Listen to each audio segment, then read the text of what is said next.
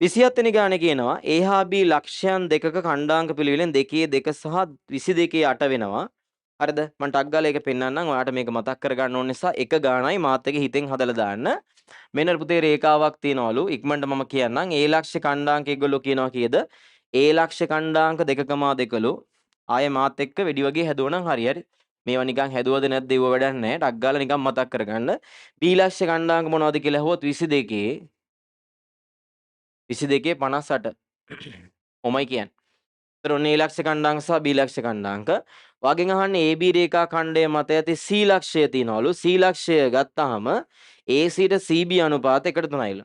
පුතේ දැන් මේකේ මැද ලක්ෂය ගන්න. මම මැද ලක්ෂය D කියලා කියන්නම්. එතකොට මේ දුර සහ මේ දුර අතර අනුපාත 1:1යි. මේ හරිය තමයි ඔය කියන විදිහට C කියලා ගන්න වෙන්නේ. මොකද මම මෙහෙම කිව්වොත් ඔන්න පුංචි ලේසි කිරීමක් කරන්නේ. මෙන්න මේ දුර මං කිව්වොත් එහෙම 4යි කියලා. පුතාලා දන්නවා මේ දුර 2යි මෙන්න මේ දුර 2යි කියලා. හරි. මේ දුර 2යි මේ දුර 2යි කියලා අපිට ගන්න පුළුවන්. හරිද? ඊට ඒගොල්ලෝ කියන විදිහට මෙයා නැවත දෙකට බෙදුවොත් මේ දුර 1යි මේ දුර මේ සම්පූර්ණ දුර ගන්න වෙන්නේ මට. ඇයි දැන් මේ දුරත් 1යිනේ මේ දුර 2යි කියන්නේ මේ සම්පූර්ණ දුර.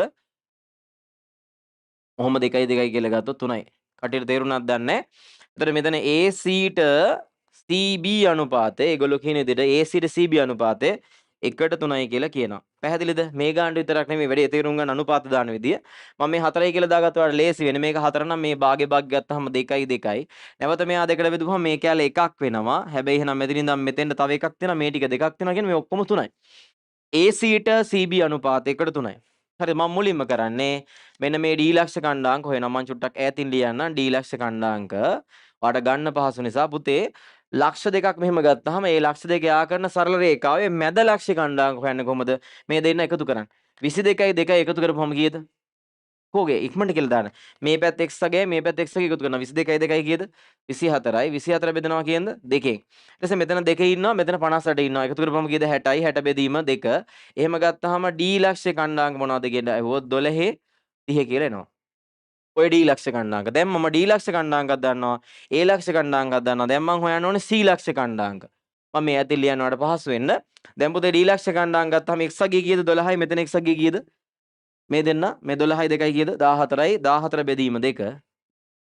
මම මේ වේගෙන් කරනවා නමුත් ඔයාලට අදහස තේරෙයි. මෙතන y අගය 2යි මෙතන y අගය 30යි. 32යි බෙදපුවාම 32 බෙදීම 2 කියන්නේ 16යි.